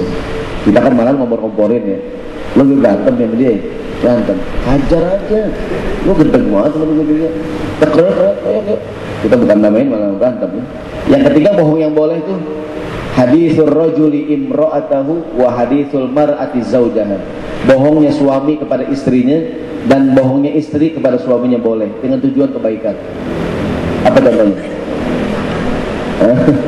Masakan, istrinya nanya, Mas, sebelum nikah sama aku Mas, ada nggak wanita lain yang sempat engkau cintai Mas? Nggak ada, kamu doangan. Bohong nggak tuh? Bohong banget nih. Istriku, ada nggak laki-laki yang sempat nyangkut di hatimu sebelum menikah dengan aku? Nggak ada Mas, kamu doangan. Bohong nggak tuh? Yang banyak banget lu mantannya kan. Cuma kalau jujur, istriku, dulu ada nggak laki-laki yang sempet? Banyak Mas, itu kan ganteng-ganteng. Kamu aja nih yang pas-pasan kita. Udah pelabuhan terakhir. Itu suami lemes gak tuh? Lemes ya? Sakit gak tuh? Sakit tuh. Gimana sakitnya tuh? Di rumah ya? Itu kan ya apa namanya, ya bohong yang boleh itu, bohong-bohong yang gitu dah. Kita udah makan di luar, pas pulang ke rumah istri masakin, dia masak capek kan, di meja makan semua, aku udah makan ya, istri lemes gak tuh? Dek, aku makan gitu kan, gak usah bilang udah makan, nah ayo kita makan gitu kan. Jadi apa namanya, coba dah ibu masak nih, istri masak sayur sarapan, saya lodeh sepanci, suaminya pulang kerja, mas makan mas, ya aku udah makan tadi teman-teman di kantor, gitu. Itu istri lemes gak tuh? Diapain tuh sayur bu? Dibuang sayang, jangan. Ambil semangkuk kuahnya buat ramas biar nggak puyeng. Emang kadang-kadang suami gitu ya, ujian. Cuci muka tuh, nggak dulu, biar nggak puyeng. Artinya bohong-bohong kayak dia masak, istrinya kan, mas aku masak nih mas, aku belajar masak loh mas, sayur kesukaan kamu, pas suami makan, gimana mas? Subhanallah, enak ya mas? Subhanallah, enak mas? Subhanallah, walhamdulillah, wala ilaha illallah, wallahu akbar.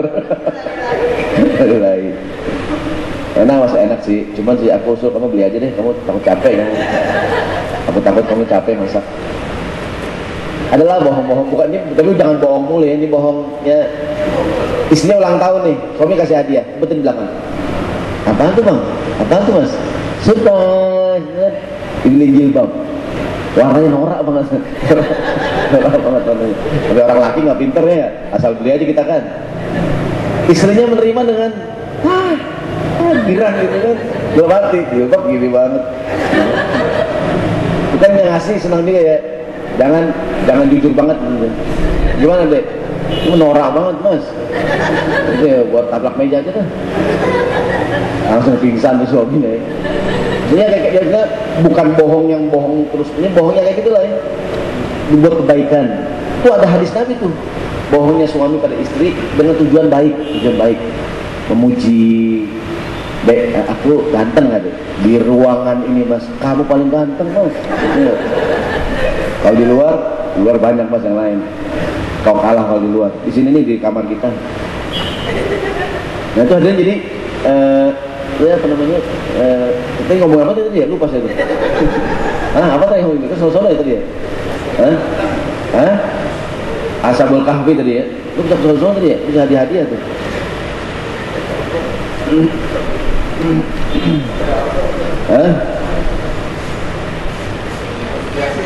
Ammar bin Yasir, benar, Ammar bin Yasir ya.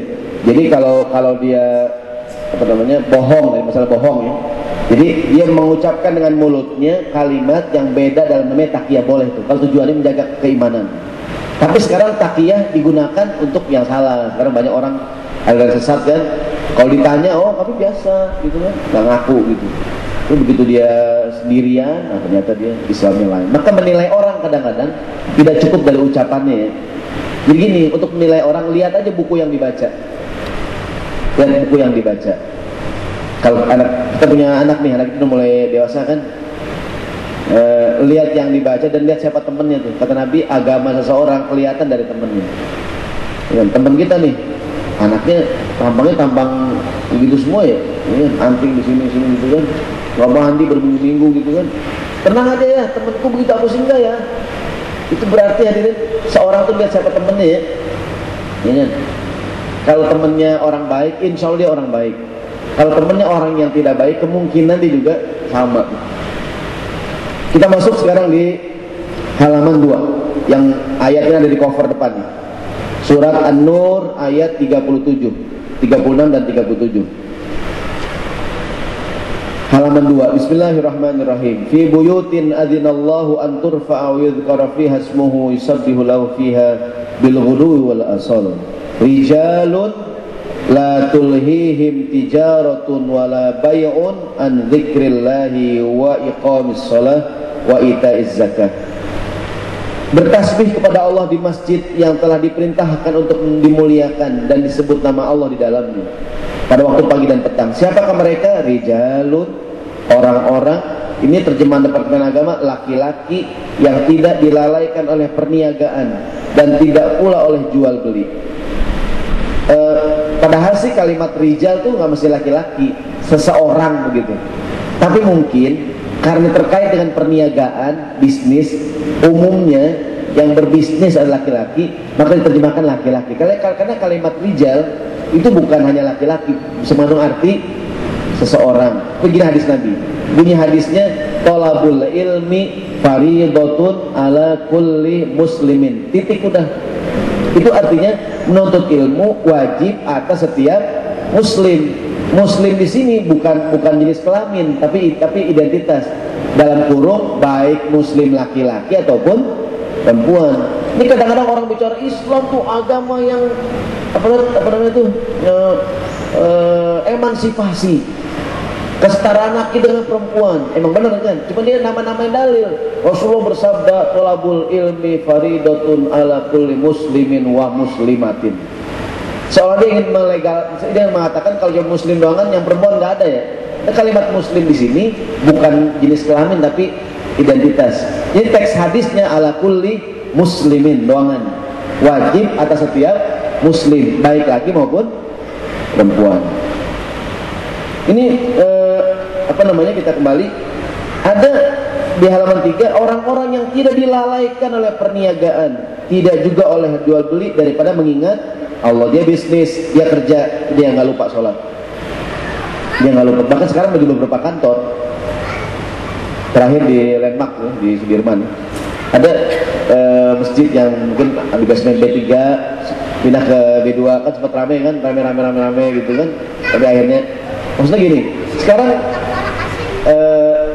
ada forum silaturahmi perkantoran Jakarta mengadvokasi kantor-kantor yang tidak menyediakan tempat ibadah yang layak buat karyawannya.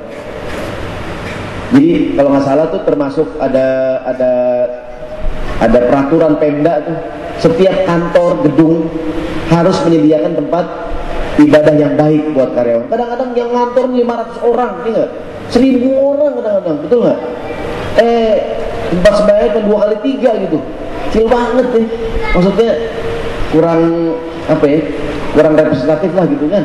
Nah, setelah ada peraturan dari Pemda DKI kalau ada kantor yang kadang-kadang bahkan ada beberapa kantor di bank terutama tidak mengizinkan karyawan laki-lakinya untuk penuhnya istirahat untuk sholat Jumat tuh. Dia teller ya kan, hari Jumat kadang-kadang suruh jaga juga tuh. Padahal juga nasabah nggak ada yang datang gitu tuh. Ya. Dan tidak sedikit yang kabur-kaburan aja tuh. Dan ini bagian dari perjuangan juga.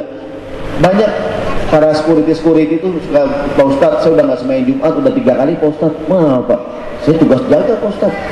Ini kan tugas jaga mungkin parkiran segala macam. Itu jadi problem juga nih. Saya bilang ya dikunci, tinggalin aja dulu, nggak boleh pergi Pak Ustadz. Bila kalau memungkinkan kan pas Jumatan sebentar, atau dia dengan seragam security-nya dia wudhu, dia pakai seragam lengkap kan.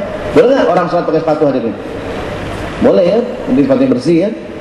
Nanti kalau dari pagi-pagi sebelum berangkat kerja dia wudhu pakai sepatu gitu kan, dia niat pakai sepatu khuf kan. Kalau dia batal karena dia mukim bukan musafir, sehari semalam, dia kalau batal dia buang angin. Kalau mau wudhu nggak usah dibuka, dia penuangan, diusap di atasnya. Kita boleh nih, ini musim dingin nih, kita pakai sepatu boot kan, pagi-pagi sebelum pakai nih wudhu ya kan? Atau mungkin kita kalau musafir nih, kita di puncak ada acara camping kan, kita pakai sepatu boot karena kita musafir 3 hari 3 malam, boleh kita nggak buka tuh, mungkin dingin banget kan. Kalau batal diapain pas wudhu, pas kaki nih diusapnya di atas itu, diusap di atas doangan. Ada yang bertanya kepada Ali bin Abi Thalib, wahai Ali, kenapa orang kalau batal wudhu sepatu khuf kok cuman dilap atasnya, kan yang kotor bawah, betul ya? Yang kotor mana yang kotor? Bawah sepatu ya. Kalau wudhu yang dilap yang mana itu? Yang atasnya. Kata beliau, itulah yang namanya agama. Maksudnya ya agama kayak gini nih. Orang sakit nih, pusing atau sakit bagaimanapun, giliran disuntik, mana yang disuntik? Belakangnya, luburnya. Ada nggak sakit pala disuntik? Itu blow on ya. Sakit mata suntik nggak ada ya. Ustaz, kok suntiknya di belakang Pak Ustaz? Ya kan obat jalan, ya. Saya pernah tanya Pak Ustaz, kenapa orang punya wudhu dia buang angin, kan batal? Kenapa yang dibasuh muka Pak Ustaz? Kan yang buang angin di belakang. Sama kayak obat tadi tuh, ingin sakitnya dimanapun, disuntik sebelah mana suntiknya tuh? Di belakang ya. Baik, nggak ada hubungan dengan ini. Kita kembali ke fotokopian kita. Jadi ada orang-orang yang tidak dilalaikan dengan bisnis dan perniagaannya daripada mengingat Allah Subhanahu wa taala. Lihat ayat sholat Jumat di surat Al-Jumu'ah. Bagaimana Allah menggabungkan antara ibadah dengan bekerja, ibadah dengan bisnis. Bismillahirrahmanirrahim. Ya ayyuhalladzina amanu. Surat Al-Jumu'ah. Idza nudiya lis-sholati min yaumil jum'ah. Kalau sudah terdengar azan pada hari Jumat, ngapain kita? Fas'au ila dzikra, segera tinggalkan jual beli, segera ngapain kita? Sholat. Wa dzarul bai', dan bisnis tinggalin. Jadi kalau kita lagi bisnis, udah azan hari Jumat, bisnis tinggalin. Tapi sambungan ayatnya, fa idza qudiyatis sholatu, kalau sholat udah selesai ngapain? Segeralah bisnis lagi. Maksudnya agama itu bagaimana orang bisnis, jangan lupa sembahyang Jumat. Udah kelar sembahyang, boleh nggak lanjutin? Boleh, gitu tuh. Bahkan ada ulama dalam tafsir Ibnu Katsir, sunnahnya lakukanlah transaksi sekecil apapun habis Jumatan. Apa sebabnya? Karena Allah berfirman, fa idza qudiyatis sholatu fantashiru fil ard wabtaghu min fadlillah. Udah selesai sholat, bertebaranlah di muka bumi dan cari karunia Allah. Dalam tafsir Ibnu Katsir, lakukanlah transaksi habis Jumatan, mengamalkan ayat ini nih. Kan kadang-kadang habis Jumatan banyak orang jualan di situ. Beli apaan dia beli? Dia aja beli. Dengan niat, karena Allah yang nyuruh tuh. Jika sholat udah selesai, apa ini? Carilah karunia Allah ya. Atau kalau kita punya banyak transaksi, jangan semuanya sebelum Jumatan. Sisakan transaksinya setelah Jumatan. Mengamalkan ayat tadi.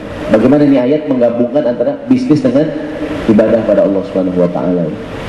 Jangan sampai orang bisnis dia lupa beribadah pada Allah Subhanahu. Di ayat ini dia tidak lupa sholat dan tidak lupa membayar zakat. Boleh nggak bisnis? Boleh, itu jangan lupa bayar zakat 2,5%. Ya.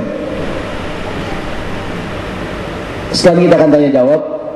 Saya sampaikan satu lagi nih. Halaman 4 yang terakhir, kisah Nabi Yusuf nih. Inspirasi buat para anak muda nih. Karena saya bilang di awal tadi, kadang-kadang usia muda membuat orang jadi alasan untuk tidak mulia ya. Saya kan masih muda Pak Ustadz, ya kan? Saya kan masih muda. Halaman 4, cerita Nabi Yusuf nih. Ketika Nabi Yusuf digoda oleh Zulaiha, kan gini awal ceritanya. Nabi Yusuf oleh kakak-kakaknya dibuang ke sumur ya. Karena menurut kakak-kakaknya, ayah mereka Nabi Yakub lebih sayang kepada Yusuf. Padahal sih kita yakin enggak ya. Maka buat para orang tua nih, harus adil dengan semua anak. Di antara hak anak dalam Islam, anak berhak mendapati orang tuanya adil kepada semua anaknya. Kalau kita punya anak 3, yang 1 dicium, yang 2 juga harus dicium juga. Kalau yang 1 dikasih hadiah, yang 2 juga harus kasih hadiah. Kalau warisan, laki-laki 2, perempuan 1. Kalau hadiah boleh nggak sama? Harus sama. Namanya hibah ya, hadiah. Nih, jadi kita punya anak 2 nih. Kan kadang-kadang ada nggak orang tua yang sayang sama yang ini yang paling kecil, pinteran Pak Ustadz, cakepan lagi Pak Ustadz. Ini abangnya bandel Pak Ustadz. Lagi Bu Matahari, abangnya melayangan mulu ya. Itu kan kalau anak pertama produk coba-coba, belum pengalaman ya. Ini kalau kita punya anak 2-3 orang harus adil. Ada nggak orang tua kadang begini nih, pulang kerja, pulang jalan-jalan, punya makanan cuma 1, anaknya 3, yang dipanggil cuma 1. Sini. Ini ayah cuma 1 kan. Ya, kamu makan sana, umpet nih. Ya kan? Ntar adik kamu tahu. Ada nggak orang tua kadang begitu tuh? Itu nggak boleh tuh, jelek. Maunya kalau cuma makanan cuma punya 1, anak 3 gimana caranya? Panggil semuanya. Ya, kumpul makan bareng-bareng gitu. Nggak boleh, nggak adil. Nah tapi kita yakin Nabi Yakub adil kan? Nabi Yakub adil. Tapi abangnya merasa orang tuanya nggak adil, sehingga cerita mereka punya rencana jahat. Yusuf diapain tuh? Dibuang ke sumur, dibuka bajunya, dikasih darah hewan ternak kan. Mereka pulang ke rumah bilang Yusuf dimakan bintang buas. Padahal di mana Yusuf? Dibuang ke sumur. Singkat cerita, datang rombongan kafilah dagang. Melihat ada sumur kan ditimba ya. Pas nimba, ada anak kecil. Cakep ya. Untung Nabi Yusuf pada itu. Wow, dilepas lagi. Dilepas lagi. Kan Nabi Yusuf ganteng ya, kayak Nabi Musa tuh, Nabi Musa. Itu di surat Al-A'raf tuh. Nabi Musa ditolong Allah sejak bayi. Termasuk diantaranya Kan Nabi Musa dibuang ke sungai kan, karena ibunya takut ya. Karena setiap bayi laki-laki dari Bani Israel diapain tuh? Harus dibunuh. Ibunya takut, dibuang ke sungai. Pertolongan pertama itu box bayi nyangkut dari pinggir. Kalau ke tengah kan jauh deh tuh. Ya, itu di Quran tuh, dia berjalannya di pinggir sehingga ntar mentok di belakang rumah istana raja kan. Dia nggak jalan di tengah tuh. Ya kalau buat kita untungnya di Sungai Nil ya. Kalau Ciliwung nyangsang di Manggarai itu, kalau sana di Ciliwung ya, Manggarai nyangkut. Nabi Musa kan begitu diangkat oleh istri Fir'aun, dibuka boxnya. Padahal peraturan nih raja, setiap bayi laki-laki dia apa ini? Bunuh. Tapi begitu melihat Musa langsung tertarik tuh. Apa? Jangan bunuh nih anak, jangan nih anak, kita angkat aja jadi anak angkat kita, berguna buat kita. La taqtuluhu asa ayyan fa'ana aw natakhidahu waladan. Kan setiap orang, jadi gini, Nabi Musa wa alqaitu alaika mahabbatan minni walitusna ala aini. Aku jadikan engkau Musa, semua orang yang melihatmu langsung tertarik. Ada nggak bayi yang lucu banget? Ada nggak bayi yang lucu banget? Kita gemes ya. Ya bayi lucu banget ya. Ini kan mungkin Nabi Musa di kotak tuh. Kalau kau dikajutin lagi ke tengah. Apa? Kalau tengah. Nih jika cerita Nabi Yusuf kan diangkat dari sumur, dibawa ke Mesir, dijual di pasar perbudakan. Dijual di pasar perbudakan. Singkat cerita, yang beli sepasang suami istri. Sepasang suami istri. Istrinya namanya Zulaiha. Jadi anak angkat nih, jadi budak kan. Begitu Nabi Yusuf besar remaja, cakep ganteng. Suaminya baik banget dengan Nabi Yusuf, istrinya senang sama Nabi Yusuf alaihissalam. Satu hari digoda gitu kan. Perhatikan ayatnya. Bismillahirrahmanirrahim. Halaman 4. Wa rawadathu allati huwa fi baitiha an nafsihi wa ghallaqatil abwab wa qalat haytalak. Qala ma'adzallah innahu rabbi ahsana mathwaya innahu la yuflihuz zalimun. Dan wanita yang menggoda Nabi Yusuf di rumahnya, wanita yang Nabi Yusuf numpang di rumahnya menggoda Nabi Yusuf. Bukan cuma menggoda, wa ghallaqatil abwab, dan mengunci semua pintu-pintu tuh. Coba bayangin tuh. Digodain, pintu dikunci semuanya tuh. Coba kalau kita, aduh berat ya, habis dan untung Nabi Yusuf ya, Nabi Yusuf masih muda digodain. Wa qalat, ini perempuan berkata, hai talak, sini kamu, sini kan. Berat nggak godaan? Berat. Dan saya bilang tadi kalau seandainya bukan Nabi Yusuf nih, mungkin orang dan seandainya bukan Nabi Yusuf dan terjadi nih, apa kata orang? Orang kadang mentolerir ya. Wajar aja Pak Ustadz, dia masih muda, lagian dia digodain Pak Ustadz, gitu ya. Kita nih ikutan nih. Kalau kita alasannya digodain Pak, itu nggak mau Pak, dia kunci pintu Pak, gitu ya. Kita kadang sama itu, saya dah ya, sama semuanya. Juga ya kadang-kadang ya, berat. Nabi Yusuf menolak. Perhatikan jawabannya. Qala, kata Nabi Yusuf, ma'adzallah, aku takut kepada Allah Subhanahu wa taala. Aku berlindung kepada Allah Subhanahu wa taala. Jadi sama dengan tadi tuh, seorang kemudian digoda wanita cantik dan dia berkata aku takut kepada Allah. Jadi begitu godaan didatangkan luar biasa ya. Dalam sebuah hadis kata Nabi, ma taraktu fitnatan adarra 'ala rijali minan nisa. Tidak aku tinggalkan, tidak ada fitnah yang paling berat buat laki-laki kecuali fitnah wanita. Maksudnya kadang-kadang berapa banyak suami atau orang laki karirnya hancur berantakan gara-gara kena godaan wanita lain. Sebagai penutup, aku zaman sekarang nih, ya enggak? Zamannya CLBK, cinta lama belum kelar, ya enggak? Udah nikah, punya anak 3, punya anak 4, ketemu mantan waktu TK. Aduh, kacau banget. Ya kan? Dari TK udah seneng kan, dari TK tuh. Ya. Karena kan zamannya Facebook. Ada nggak rumah tangga berantakan gara-gara handphone nih? Ada nggak Bu, gara-gara handphone berantakan? Jadi berantem, ada nggak Pak? Ada ya? Saya sih bukan ngajarin curiga, bukan. Cuman boleh nggak istri sekali-kali lihat handphone suaminya? Boleh ya? Boleh nggak Mas lihat handphone kamu Mas? Tenang aja deh. Handphone aku sih aman ya deh. Nomor kontaknya laki-laki semua deh. Belum tentu tuh. Mungkin bagiannya Yanto, mungkin Yanti tuh Bu. Mungkin ya, mohon maaf saya bongkar nih ya. Oke. Mungkin tulisannya Adi, mungkin Ida tuh. Tulisannya Sahroni, jangan-jangan Sahrini, itu kita nggak tahu deh. Kita aman-aman aja nih. Tapi jangan curigaan banget nih. Kayak sekarang nih anak-anak kecil nih, sekarang kejahatan pornografi, betul nggak? Anak SD kelas 2, kelas 3 megang gadget cakep-cakep, udah smartphone kan, dia bisa browsing segala macam. Sekarang saya bilang, Bu, ibu nggak khawatir Bu, anaknya masih kelas 2, kelas 3 SD udah megang handphone yang kan di Amerika saja. Saya ketemu tuh ada orang di Jepang tuh katanya tuh anak-anak, bahkan di Amerika ya, itu orang Eropa tuh anak kecil nggak sembarangan megang handphone ya. Apalagi yang smartphone yang bisa segala macam gitu kan. Di kita kan bebas banget nih. Ibu nggak khawatir Bu, anaknya ntar macam-macam. Tenang Pak Ustadz, anak saya mah alim Pak Ustadz, kayak bapaknya Pak Ustadz.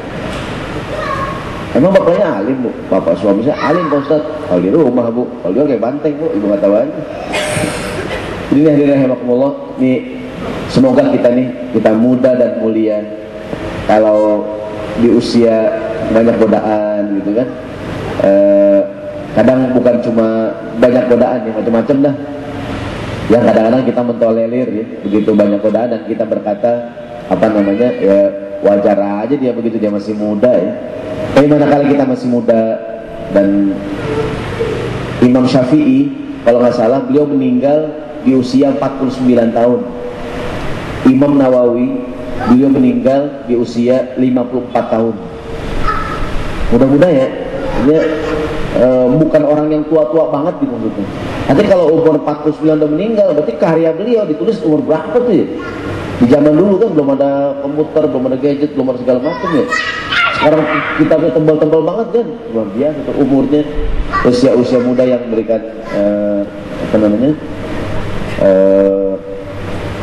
memberikan peninggalan yang baik ya. Semoga kita nih anak muda, kita pemuda, dan kita komitmen dengan agama kita. Wabil khusus di tempat kita, di kantor, di lingkungan tempat kerja kita, berusaha untuk apa namanya, mengingatkan orang lain untuk komitmen dengan agama. Kira-kira demikian. Saya serahkan dulu kepada pembawa acara ya. Kalau mungkin ada yang disampaikan atau ada yang mau sharing kali, sharing pengalaman ya. Sehingga jadi lebih. Dan yang terakhir sebelum saya tutup nih, tadi belum selesai. Jadi ciri anak muda yang baik lagi, dia menghormati orang tua. Jadi anak muda yang baik itu, kata Nabi, bukan golonganku yang tidak hormat pada yang tua dan tidak sayang pada yang muda. Karena belakangan banyak orang tua yang kadang komplain, ini anak muda remaja masjid gitu kan, ya bukan orang hormat ya. Pokoknya anak muda harus hormat sama orang tua. Kalau makan nih, dalam sebuah hadis kata Nabi, kalau makan siapa duluan? Anak muda sama orang tua yang duluan? Orang tua duluan. Lagian orang tua makannya dikit ya, gulai kambing nih sebelum orang tua paling kuahnya doang kan. Kalau anak muda duluan habis nih. Pokoknya berjalan nih, bapak sama anak, siapa yang di depan? Ayahnya tuh, ya kan? Kalau tujuannya menghormat, kecuali kalau alasannya proteksi kan, anak di depan, jagain orang tuanya.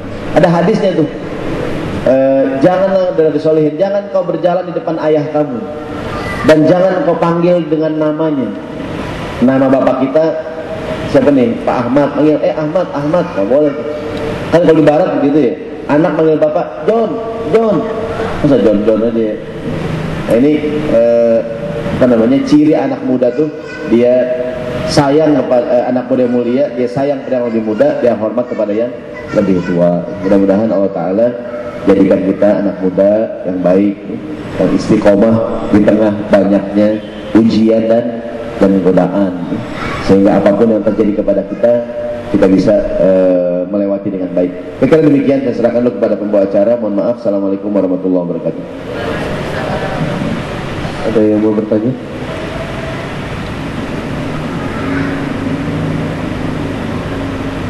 Mungkin yang perempuan ya, Akhwat, ada yang mau bertanya?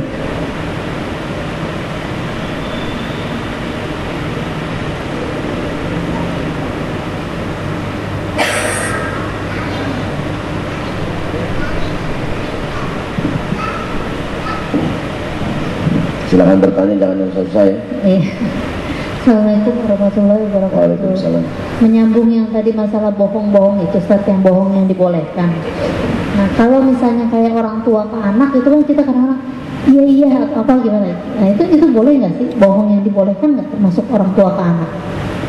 Baik, bismillahirrahmanirrahim. Ada kitab namanya Al-Adabul Mufrad, itu hadis-hadis tentang adab Imam Bukhari. Ada bab tentang bohong, termasuk yang disabdakan oleh Nabi SAW. Ntar saya ingat teks hadis itu. Janganlah seseorang itu menjanjikan sesuatu buat anaknya kemudian tidak ditunaikan. Wala ayya'ida ahadukum waladahu thumma la yunjizuhu. Jadi ada orang tua yang anaknya sering banget di PHP-in, dibohongin, dikasih harapan palsu kan. Jadi kalau kayak gini Nuna, kalau kamu puasa sehari mama kasih hadiah 10.000. Kalau kamu puasa sebulan 30 berarti berapa tuh? 300.000 ya. Dia bilang, nak, pokoknya kalau kamu puasa nak sehari dan kamu bisa puasa dari pagi sampai maghrib, mama kasih 10.000 hadiah. Kalau sampai zohor mah, sampai zohor 5.000, ini nggak setengah hari. Kalau sampai isya mah, sampai isya 15.000 nak. Ini anaknya bloon, banyak bloon juga ya. Misalkan puasa makin lama punya pahala ya. Nah, kalau kamu puasa begitu anaknya puasa 30 hari, mah mana mah? Kan aku puasa 30 hari mah. Kamu kebanyakan 300.000 dah nih. 50.000 aja. Lah kan mama yang janji mah. Gitu. Itu enggak boleh tuh. Jadi kata Nabi tidak boleh seorang anak orang tua menjanjikan sesuatu buat anaknya dan tidak ditunaikan. Ini anak sekarang pinter-pinter. Jadi kalau nggak pasti jangan janji. Kemudian besok hari Minggu kita jalan-jalan sini situ gitu kan. Yang namanya anak kita udah ngomongin, dia nagihin. Nagih. Jadi dalam hadis itu kata Nabi, wala ayya'ida ahadukum waladahu thumma la yunjizuhu. Janganlah seorang menjanjikan sesuatu kepada anaknya kemudian tidak ditunaikan. Jadi anak jangan suka di PHP ini, cuma sekedar supaya kayak tadi kan. Kalau karena gini, kalau udah janji ya kita tunaikan. Kan ada itu puisi Rendra ya. Perjuangan adalah pelaksanaan kata-kata. Perjuangan adalah pelaksanaan. Kalau kita berani ngomong, kita harus percaya. Jadi perjuangan adalah pelaksanaan kata. Jadi kalau kira-kira nggak bisa, ya udah, ya jangan janji gitu menurut saya. Ya, jadi kadang saya mohon maaf, kadang kita suka meremehkan anak kita ya. Meremehkan maksud saya, ya udah ntar mama beliin, gitu kan. Padahal kita asal ngomong aja kan, yang penting dia diam sementara. Tapi yang namanya anak dijanjiin nggak tuh, dan dia nagih. Gitu. Jadi yang saya baca di hadis ini kata Nabi, janganlah engkau menjanjikan sesuatu untuk anakmu kemudian engkau tidak tunaikan. Jadi meskipun dia anak kita jangan anggap remeh ya. Jangan suka tadi berjanji, kalau nggak bisa ya mendingan jangan. Terus kalau misalnya kita kan mau tidur gitu, dia kan minta suka ceritain apa segala macam. Nah kita dia cerita ngarang gitu maksudnya tentang ya apalah gitu, tentang akhlak baik atau segala macam gitu. Tapi kejadiannya kita sangkut-sangkutan soal iya si ini, si itu, si ini gitu. Nah itu boleh nggak kan? Karena kan hampir setiap mau tidur harus cerita dulu tuh. Bismillahirrahmanirrahim. Jadi itu sih mungkin mengenai lebih kepada apa namanya teknis lah ya. Artinya kalau mengenai cerita ada hadis Nabi. Kan sekarang kalau di Quran atau di hadis lah ya. Sekarang banyak yang namanya riwayat Israiliyat. Jadi cerita-cerita yang sumbernya nggak jelas nih. Kata Nabi, hadithu an bani Israila wala haraj, la tusaddiquhum kulluhu wala tukadzibuhum. Silahkan kau meriwayatkan kisah-kisah Israiliyat. Jangan kamu dustakan semuanya, jangan juga kamu ambil semuanya.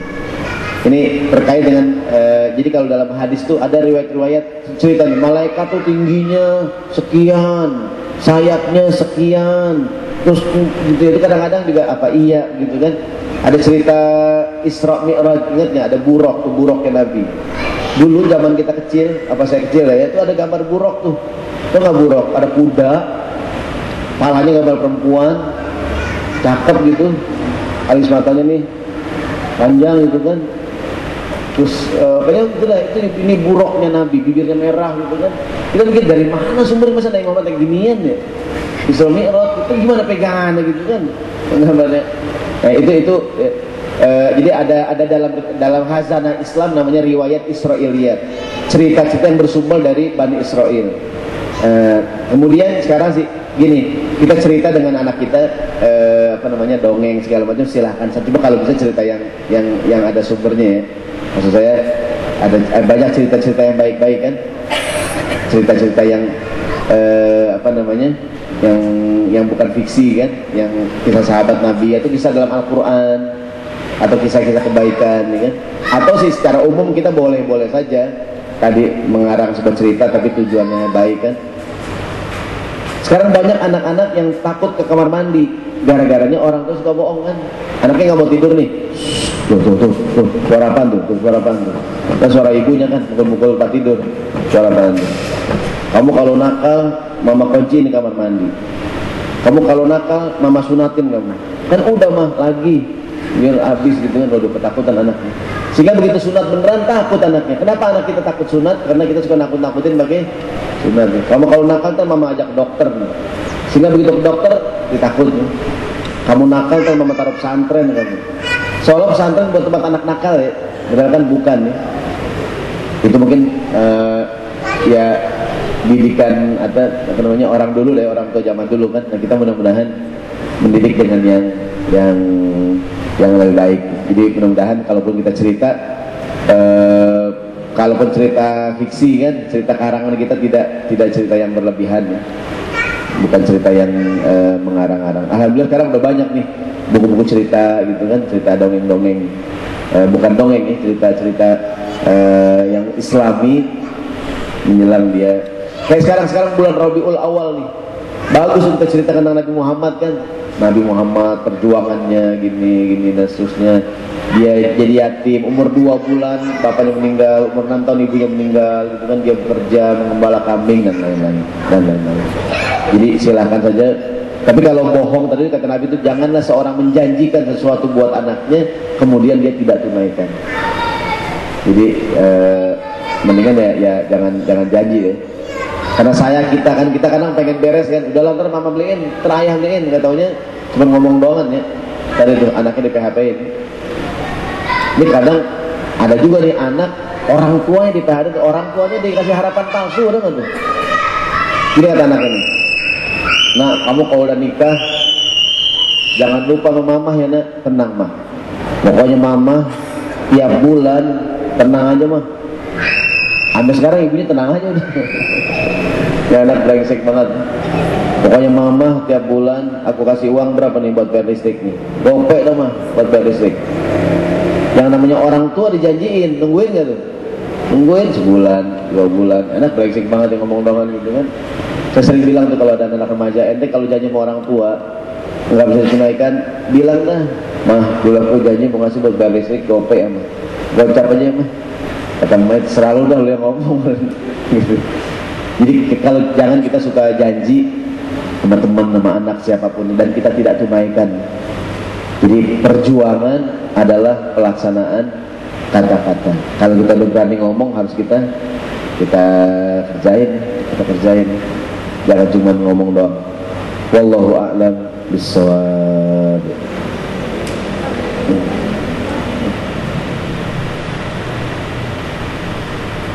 Kira-kira demikian. Silakan Mbak.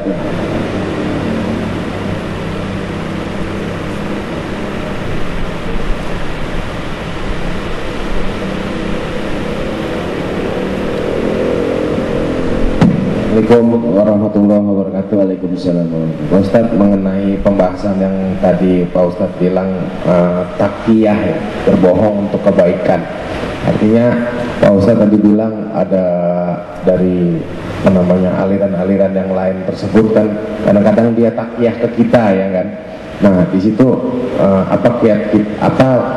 ciri-ciri mereka mengenali takiyahnya mereka ke kita. Kadang-kadang yang saya pikir kalau mereka takiyah kita nggak bisa ngebedain itu kan. Mereka bener mau berteman sama kita atau mereka memang mau takiyah saja gitu. Takutnya nanti kita terbawa gitu Pak. Hanya itu bisa. Terima kasih Pak. Baik, bismillahirrahmanirrahim. Kan ada hadis Nabi tuh, kata Nabi SAW, nahkumu bizzawahir wallahu yatawallas sarair. kita menghukumi orang hanya zohirnya saja, yang kita lihat hanya luarnya saja, sementara hatinya kita serahkan kepada Allah Subhanahu wa taala. Jadi pertama dalam Islam, orang syahadat nih, asyhadu alla ilaha illallah wa asyhadu anna Muhammad Rasulullah, maka otomatis dia apa? Islam. Tapi dia bohong Pak Ustaz. Dia, kamu tahu dari mana dia bohong? Ya kayaknya mukanya Pak Ustaz, gitu kan. Kita nggak bisa menilai orang dari hatinya ya. Jadi dalam Islam, selama dia syahadat ya dia muslim. Tapi gini, ketika dia diklarifikasi, ketika dia menyatakan diri Islam yang benar, ya kita mau bilang apa lagi kan? Ya Islam. Nah, tapi kalau kita mau hati-hati, kita bisa melihat orang, yang saya bilang tadi, dari buku yang dibaca, atau kadang-kadang dari ibadah yang dilakukan, gitu. Dan waktu di Jawa Barat tuh Pak Gubernur bilang, atau kepolisian di banyak Ahmadiyah kan, kalau saya Ahmadiyah sama dengan udah sholat aja gabung sama-sama, masjidnya nggak usah dirubuhin, kita orang siapapun boleh di sini kan. Dan ini kan kadang nggak, mereka eksklusif kan, maunya ibadahnya khusus dengan mereka, dengan tante. Tapi ketika diklarifikasi, oh kami sama aja gitu, Nabi kami Nabi Muhammad. Jadi cara untuk mengetahui orang selain dari pengakuannya, lihat juga dari, ya kalau dia Islam ya buku yang dibaca, atau dari ibadah yang dilakukan, gitu kan. Karena dari ibadah yang dilakukan kelihatan dia Islamnya nih. Gini, kita kalau cuma beda masalah khilafiyah, masalah praktek ibadah, tapi kalau sudah masalah akidah kan tidak bisa tolerir ya. Ada mengakui Nabi yang lain selain Nabi Muhammad, mengakui bahwa kitab Quran ini tidak sempurna, mengatakan bahwa para sahabat yang utama itu adalah apa namanya kafir dan sebagainya, itu berat. Maksudnya nanti selain dilihat dari omongannya, gini, orang kalau udah syahadat dia muslim. Ada cerita unik nih. Masjid Al-Azhar di Mesir tuh, kan dulu kan kampus Masjid Al-Azhar kan, itu kan memang masjid kan, tapi juga kan buat kunjungan wisata. Kalau yang datang turis yang Islam ke masjid gratis, nggak bayar tiket. Pokoknya kalau dia muslim, masa masjid bayar kan, asal muslim masuk dia gratis. Tapi kalau non muslim masuk harus beli tiket 20 pound, kira-kira 40.000 gitu lah ya. Kalau turis-turis dari Asia dianggap Islam semua udah, meskipun dia Chinese gitu kan, dan dia bukan Islam, pokoknya asal dari Indonesia gratis sudah dianggap muslim semuanya gitu. Yang repot kalau muslim dari Eropa nih, ya kan? Dia ngaku ayo muslim, ya kan, terus suruh syahadat tuh, coba syahadat, asyhadu alla, yang bisa syahadat gratis, yang nggak bisa beli tiket, begitu tuh. Karena dalam Islam emang standar Islam apa? Ya syahadat. Coba ayah muslim, coba kamu syahadat, dia bisa nih asyhadu alla ilaha, silakan gratis. Kalau nggak bisa, meskipun dia muslim nih, harus beli tiket. Kamu Islam udah syahadat begitu. Ini sekedar contoh bahwa yang kita nilai apanya tuh? Luarnya aja ya. Tapi kalau kita kehati-hatian, boleh juga kita tadi itu klarifikasi buku yang dibaca, pergaulannya gitu kan. Jangan-jangan dia cuma takiyah doang. Dia cuma takiyah. Termasuk saya mohon maaf, sekarang banyak laki-laki yang mu'alaf pindah ke dalam agama Islam dengan tujuan menikahi wanita muslimah, dan kemudian setelah nikah dia balik lagi. Maka sekarang di lembaga-lembaga semisal tadi tuh, mereka yang mu'alaf, terutama laki-laki yang mau menikah tuh, kalau mau nikah nggak dikasih tuh, sudah Islam dulu 3 tahun 4 tahun dianjurkan gitu, terus sekian tahun baru boleh dia nikah. Jangan-jangan Islamnya cuma untuk nikah, setelah itu dia balik lagi ke agama semula. Maka sekarang peraturan kalau orang mau mu'alaf tadi, kalau mau ikrar di tadi nih, di lembaga yang resmi. Sekarang kalau orang ngaku mu'alaf, kamu di mana Islamnya, mana kalau orang nikah kan mana buku nikahnya gitu, mana buku tadi kan kayak sertifikat kan, mana buktinya gitu. Karena tidak sedikit orang yang ngaku-ngaku Islam ternyata hanya sekedar untuk kepentingan, dan tidak sedikit yang menikah dengan muslimah, dapat nikah setahun 2 tahun, pas punya anak balik lagi. Ada nggak? Banyak. Maka kalau hati-hati sih kita boleh.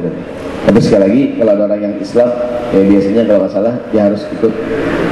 Kalau mau nikah nih jangan langsung nikah. Jangan Islamnya cuma karena pengen nikah doang. Kira demikian. Jadi apa namanya, dari bab takiyah itu aslinya boleh ya. Mungkin nauzubillah min zalik kan, ada konflik agama kan, di Ambon pernah gitu kan. Kalau dia muslim, wah itu bermasalah kan? Maka dia boleh takiyah, mengaku-ngaku bukan Islam, padahal saya di beberapa kantor tidak sedikit tuh misi pengajian kantor, Pak Ustadz maaf ya Pak Ustadz saya nggak bisa hadir. Kenapa Pak? Atasan saya ini Pak Ustadz Saya kalau ngaji ntar saya masalah gitu. Wah, saya dukung lah Pak Ustadz, saya dukung lah. Saya dukung anak saya suruh ngaji. Dan saya mohon maaf saya nggak bisa datang Pak Ustadz.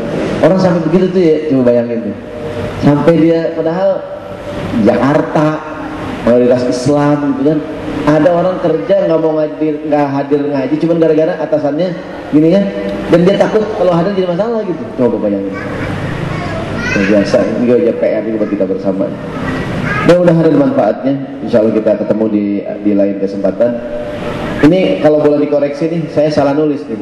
Saya setuju dengan publikasi Pak Adi. Yang benar adalah muda mulia mereka yang berusaha menggapai sukses di akhirat, namun tidak melupakan dunia. Karena asal katanya kan wabtaghi, surat 28 ayat 7, kejarlah olehmu negeri akhirat, tapi jangan lupa bagianmu di dunia. Yang kita kejar apaan? Akhirat. Tapi dunia jangan lupa. Nih bisa terbalik nih. Yang dikejar dunia, akhirat jangan lupa. Balik ya. Mohon dikoreksi tuh.